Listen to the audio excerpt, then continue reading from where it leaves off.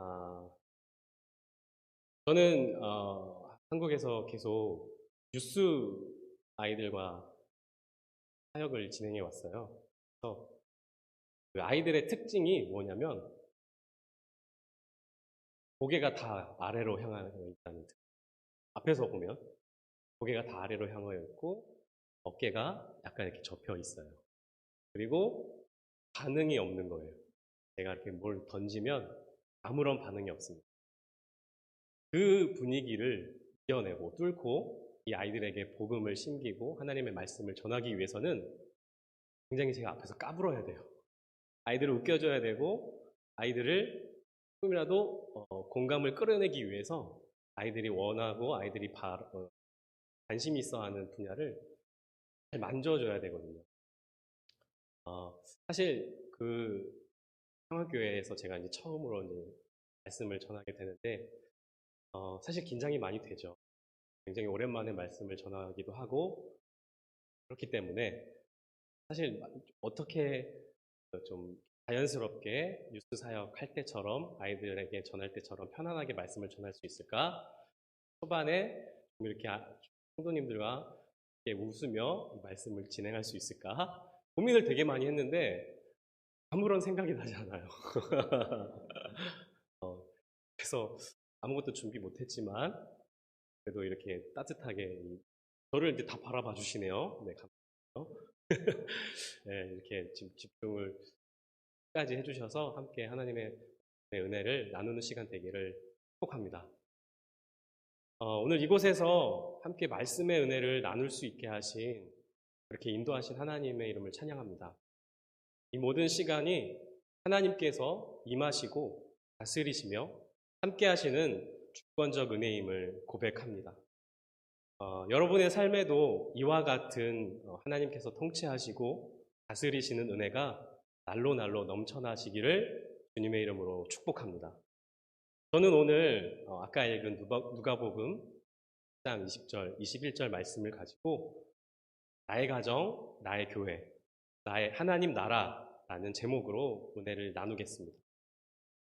사람들은 누구나 삶에서 행복을 추구합니다. 스스로 세워둔 행복의 기준과 조건이 충족되는가, 안 되는가에 따라서 행복하기도 했다가 또 불행하기도 했다가 왔다 갔다 삶을 살아가죠. 어떠한 노력을 해서라도 그 행복을 완성해 가려고 안간힘을 쓰는 경우가 있습니다. 그러나 영원히 충분한 만족을 느끼며 행복하게 사는 사람은 많지 않을 것입니다. 거의 없지 않을까요? 항상 부족함과 결핍의 상태에서 스스로의 삶을 불행하다고 치부해 버리는 경우가 많습니다. 그렇기 때문에 자신의 삶을 포기해 버리는 사람들도 생기는 것이겠죠. 그렇다면 결핍의 상태를 채우려면 무엇이 필요할까요? 곧 인간이 행복하기 위해서는 어떻게 살아야 하는 것일까요? 미국의 하버드 대학교에서 3명의 연구자가 70년에 걸쳐 연구한 결과를 책으로 만들어낸 것이 있습니다. 내용은 무엇이 우리를 행복으로 이끄는 것인가에 대한 내용입니다. 행복의 조건이라는 제목의 책인데요. 이 책에서는 80세가 되어서도 행복한 삶을 영위하고 있는 사람들의 특징으로 다음과 같은 7가지를 이야기합니다. 그러면서 50대 이전에 이 조건 중에 6가지를 갖춘 사람들의 50%만이 이후에 30년의 삶이 행복하다고 이야기했다고 합니다. 좀 헷갈리시죠? 뭐 숫자가 많이 나오고 그러니까. 그 7가지의 그 조건이 있는데 7가지 조건을 50대 이전에 총 6가지 조건의 이상을 만족시키는 그런 사람들 중에서도 50%만이 이후 30년의 삶이 행복하다라고 느낀다는 것이에요. 굉장히 복잡하고 어렵죠. 그런 사람이 누가 있을까라고 생각이 들 정도인데 그 조건 7가지는 다음과 같아요. 안정적인 결혼 생활, 어려움에 대처하는 자세, 금연, 적당한 음주, 적당한 체중 유지, 규칙적인 운동 습관, 그리고 높은 교육 수준이었습니다. 우리는 어느 정도 해당이 되나요? 조건이 부합하나요? 이런 조건을 충족한 사람들의 행복한 노후 생활에서 가장 두드러지는 특징으로 인간관계였다고 이야기하고 있습니다. 그러면서 이 책에서 행복은 결국 사랑이다라고 결론을 냈습니다. 그렇다고 한다면 우리에게 결핍이 생기는 이유가 사랑의 관계를 충분히 맺지 못할 때라고 이야기할 수 있을 것입니다. 그래서 우리에게는 영원히 변치 않는 사랑이 매일매일 삶에 쏟아져야만 행복을 유지하며 살아갈 수 있게 될 것입니다. 하나님은 그 변함없으시고 신실하신 사랑으로 우리를 사랑하셔서 예수님을 이 땅에 보내셨습니다. 예수님을 통해서 우리에게 선물로 주신 것이 하나님의 영원한 사랑, 더불어서 하나님의 나라입니다. 하나님 나라는 예수님께서 전하신 복음의 메시지 가운데 가장 핵심적인 메시지입니다. 예수 그리스도를 믿는 우리에게 하나님 나라는 가장 중요한 이야기가 될 것이에요. 그러나 정작 우리의 삶에서 하나님 나라에 대해 얼마나 관심을 가지며 하나님 나라를 동경하고 있는지 생각해 볼 필요가 있습니다. 하나님 나라는 하나님의 주권적 통치이며 하나님이 다스리기 위해서 직접 세우시고 지으신 하나님의 백성들이며 하나님의 통치 능력이 발휘되고 사용되어지는 모든 영역을 우리는 하나님의 나라다라고 이야기할 수 있습니다. 곧 예수 그리스도를 구주로 영접하는 모든 사람에게 영적인 실체로 주어진다는 것, 그것이 바로 하나님 나라인 것입니다. 그리스도를 왕으로 영접하는 것은 우리의 삶에서 그리고 우리의 삶의 문제에 대해서 그뿐만 아니라 우리가 만나는 모든 사람들의 관계 속에서 예수 그리스도의 통치를 내가 받아들이겠다라고 결단하는 것이 예수 그리스도를 영접한다는 이야기예요. 하나님의 통치와 은혜를 경험하였음에도 그것과 전혀 상관없는 신앙생활을 한다면 이러한 말씀들을 결코 이해하지 못할 것입니다. 십자가를 통해 죄의 용서와 하나님의 관계가 회복되었기 때문에 우리가 하나님과 함께 걸어가는 삶을 사는 것이 우리 안에 존재하는 하나님 나라의 통치와 지배를 받을 완전한 상태가 된 것입니다.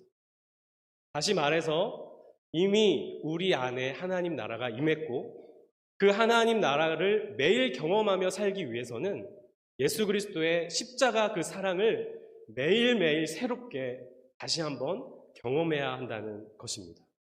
여러분들의 삶에 예수 그리스도의 십자가의 그 사랑이 매 순간 매일매일 넘쳐나기를 주님의 이름으로 축복합니다. 그래서 우리의 삶이 완전히 하나님의 나라로 변화되는 것을 꿈꾸며 살아가기를 축복합니다. 그렇게 우리를 살도록 하기 위해서 예수 그리스도는 우리에게 주신 선물이 무엇이죠? 성령 하나님입니다.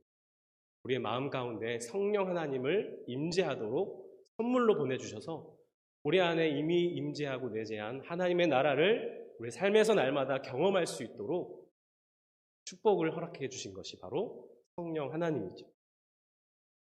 그렇다면 나의 가정, 나의 교회, 나의 직장에서는 어떠한가?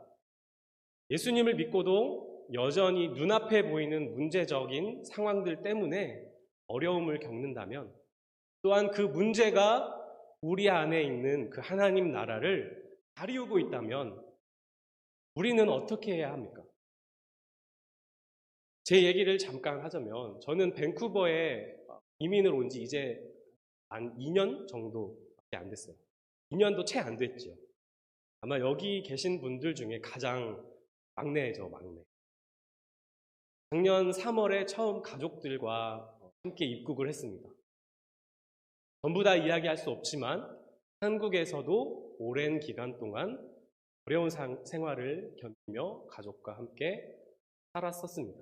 그러던 중에 지금의 이 평안교회와 지금 일하고 있는 직장을 만나게 되었죠. 아이들의 천국이라는 캐나다라는 곳에 우리 가정이 이민을 온 것이 축복이고 굉장한 일이었어요.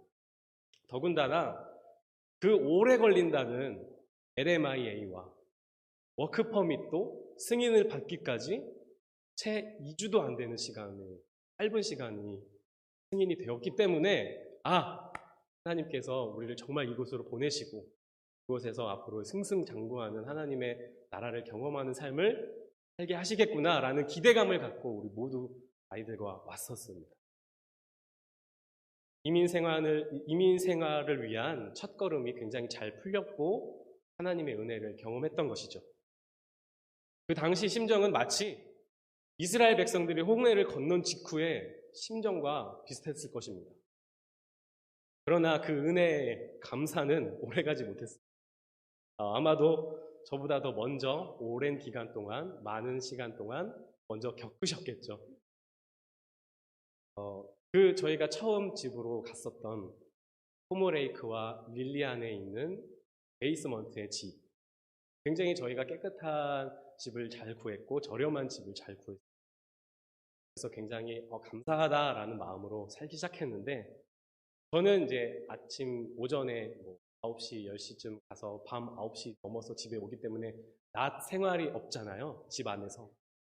근데 저희 아내와 저희 아이들은 그 집에서 그 당시에는 이제 코로나가 심해서 학교도 못 가는 상황이어서 6개월 이상 그 지지고 볶고 말 그대로 그 작은 공간에서 하루 종일 거의 24시간 동안 아이들과 가족들이 지내는데 문제가 윗집의 가정에서 굉장한 불화가 있는 가정이었던 거예요. 아주머니께서 고등학생 아들을 향해서 정말 쌍욕을 매일같이 여러 번 퍼붓고 그 소리가 다들 아시는 것처럼 없잖아요. 소음, 방음이 안 돼 있잖아요. 정말 핸드폰 진동 소리도 들리는 정도니까.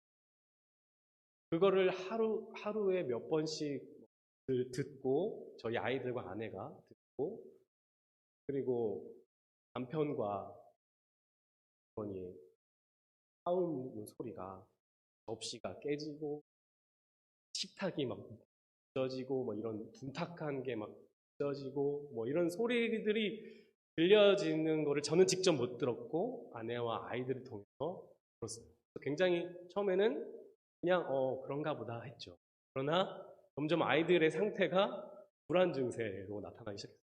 걸음소리, 아주머니의 말소리, 그리고 밖에서 잠깐 안녕하세요 인사하는 그 순간조차도 아이들이 다 얼음이 되어 있는 거예요. 이 아이들이 점점 불안해져 가는 모습을 나타나니까 저도 조금씩 신경이 꺼지기 시작했습니다. 그러는 가운데 저는 또 직장 속에서 일하는 식당에서 일하고 있는데 늘 힘들겠지만 굉장히 힘든 거예요. 저도 나름 한국에서 2잡, 3잡 이렇게 일을 밤낮으로 해봤지만 만만치 않더라고요. 식당에서 하루 종일 서서 일을 한다는 게 쉽지는 않더라고요. 그래도 제가 선택한 길이고 가정을 위해서 열심히 일해야겠다는 마음으로 했지만 점점 갈수록 너무한 거 아닌가 라는 생각을 하게 됐어요. 그러면서 문제가 집안 안에서 저희 집안 안에서의 조금씩 불화가 피어나는 것을 발견합니다. 점점 더 관계가 예민해져가고 아무 일도 아닌 것에 서로가 서로에게 상처를 주고 화를 내고 또 저는 저대로 모든 스트레스가 있기 때문에 아이들에게 그 모든 을 푸는 것 같은 그런 일들이 잦아졌어요. 또 아이들은 또 아이들대로 학교를 가기 시작했을 때 적응의 문제로 학교 가기 싫다고 너무 힘들다고 친구가 없기 때문에 말을 못하기 때문에 너무 힘들다라는 이야기가 들려지면은 너무 가슴이 비어졌죠. 그렇게 시간이 갈수록 가정의 불안은 점점점 심해지고 아이들의 불안함이 눈에 띄게 보이기 시작했습니다. 저 또한 그 모든 어려움을 책임져야만 하는 가장의 입장으로 저의 선택으로 이것에 와준 가족들에게 미안함과 죄책감에 정신적으로 점점 극도로 예민해져 갔던 것 같습니다. 이스라엘 백성들이 하나님 앞에 은혜를 망각한 채 불평과 불만을 늘어놓았던 것과 같이 저 또한 하나님, 우리 가족을 왜 이곳에 보내셨나요? 너무 힘들어요. 이게 뭐예요? 아이들과 싸우고 아내와 싸우고 가정에 불화가 생기고 이게 뭡니까? 라는 하소연과 불만과 불평이 점점 늘어났던 것 같아요. 그렇게 하나님의 나라여야 하는 가정의 모습은 온데간데 사라지고 첫째 딸 우리 예소의 말을 빌려서 이야기하자면 여기서 사는 것이 지옥 같다고 이야기했어요. 그러한 상황에 이르렀습니다. 하나님과는 전혀 상관없는 삶의 모습들이 반복되었고 악순환되었어요. 이러한 상태는 당연히 제가 일하고 있는 일터와 또 여기 평안교회 교회에서도 하나님의 백성다운 그런 삶의 모습으로 보여지지 않았을 것이라고 지금 생각해 봅니다. 그래서 견디다 못해 지난 여름에 아내와 아이들을 방학을 핑계로 한국을 보냅니다, 제가. 여러 가지 이유가 복합적이었지만 제 안의 솔직한 심정은 제가 좀 쉬고 싶었어요. 제가 좀 여유를 갖고 싶었습니다. 처음에는 잘 보냈다, 아유 잘 됐다라고 생각했지만 시간이 지나가면서 가족이 긴 시간 떨어져 함께하지 못하는 그럴 수밖에 없는 현재 우리 가족 그 상황이 굉장히 비참하게 느껴졌어요. 가족들이 없다면 일하는 것도 조금 수월하지 않을까 하는 그런 생각도 완전히 틀렸습니다. 반복되는 또 과부하된 그런 직장에서 일이 조금도 나아지지 않았어요. 방학 기간이 흘러서 다시 이곳으로 가족들이 돌아올 때가 되었지만 비자 문제와 한국에서의 안 좋은 상황으로 두세 달 혹은 그 이상 오랜 기간 올 수 없는 상황이 우리 가족에게 일어난 것이에요. 결국 제가 편하고자 가족들을 더 고생시키는 상황이 되어버린 것 같아서 굉장히 마음적으로 힘들었어요. 그 시간을 보냈습니다. 이러한 일들을 겪으면서 하나님의 마음을 구했어요. 우리 가족을 향한 하나님의 마음은 무엇인지, 이 가족의 하나님의 나라는 존재하는 것인지, 이 가정을 통해서 하나님은 이 땅에서 어떠한 일들을 계획하고 계신 건지 마음을 구했습니다. 그러던 중 제 안에 처음 마음과 이곳을 처음 올 때의 마음과 달라진 것을 명확하게 확인하였습니다. 하나님 나라의 다스림을 받는 삶이 아닌 제가 판단하고 제가 결정하고 내가 원하는 나의 나라를 만들어가고 있다는 것을 깨달았습니다. 여전히 우리 가정 안에 이러한 모든 상황들이 전부 다 해결되고 변화된 것은 아닙니다. 그래서 또 겁이 날 때가 있어요. 그 이전처럼 또 우리 안에 불화가 일어나고 싸우면 어떡하지? 아직까지 이제 한국에서 돌아온 지 이제 한 달 좀 넘었는데 아직 한 번도 안 싸웠어요. 할렐루야. 감사해요. 너무 감사해요. 우리 아이들이 잘 이곳에 다시 한번 적응해주고 저 또한 아이들에게 대하는 마음가짐이 이전과 조금 달라진 것 같아요. 하나님의 마음을 구했고 내 마음이 달라진 것을 확인하면서 하나님의 나라에 대한 생각을 굉장히 묵상을 많이 하게 되면서 그렇지 우리 가정이 먼저 하나님의 나라가 되어야지 그런 다짐을 하게 되면서 조금씩 변화가 되고 있는 겁니다. 그래서 오늘의 말씀이 주는 그러한 은혜 때문에 어려움을 넘어선 하나님의 나라를 꿈꾸고 바라보게 만들어주고 있는 듯합니다. 혹시 여러분들에게도 이러한 같은 문제가 아닐지라도 하나님의 나라를 내 안에서 이미 여러분의 마음 가운데 여러분의 영적인 그 마음 가운데 이미 임한 하나님의 나라를 가리우고 있는 보지 못하게 하는 그 나라가 잘못됐다고 너의 나라를 세워가라는 어떤 그 속삭임이 여러분들 가운데 문제 가운데 드러나는 것이 있다면, 혹은 그런 문제들조차 상황조차 파악하지 못하는 어떤 익숙함에, 삶의 그 계속 반복적인 익숙함에 그렇게 살아가고 계시다면 지금 그 자리에서 오늘 본문의 예수님의 말씀을 기억하시기를 축복합니다. 예수께서 대답하여 이르시되 하나님의 나라는 볼 수 있게 임하는 것이 아니요 또 여기 있다 저기 있다고도 못하리니 하나님의 나라는 너희 안에 있느니라. 아멘. 하나님의 나라는 우리 안에 있느니라. 아멘. 하나님의 나라는 내 안에 있습니다. 아멘. 이 삶의 고백과 이 선포가 날마다 이루어지면서 하나님의 나라를 꿈꾸고 소망하는 여러분 되기를 축복합니다. 그래서 차고 넘치는 은혜를 누리는 하나님의 나라의 삶이 우리의 가정과 우리의 교회와 직장 가운데 일어나게 될 것이고, 예수 그리스도께서 이 땅에 오시어 죽으시고 부활하시기까지 우리에게 전해주신 하나님 나라를 여러분들이 마주하고 관계하고 있는 모든 이들에게 동일하게 전하는 사명을 이어받아 살아가는 여러분 되기를 축복합니다. 우리 안에 있는 하나님 나라를 이 땅에 만나는 모든 사람들에게 전하는 것이 우리의 사명인 줄 믿습니다. 그 사명을 들고 우리의 일터로, 우리의 교회로, 우리의 가정으로 돌아가는 우리의 여러분 되기를 축복합니다.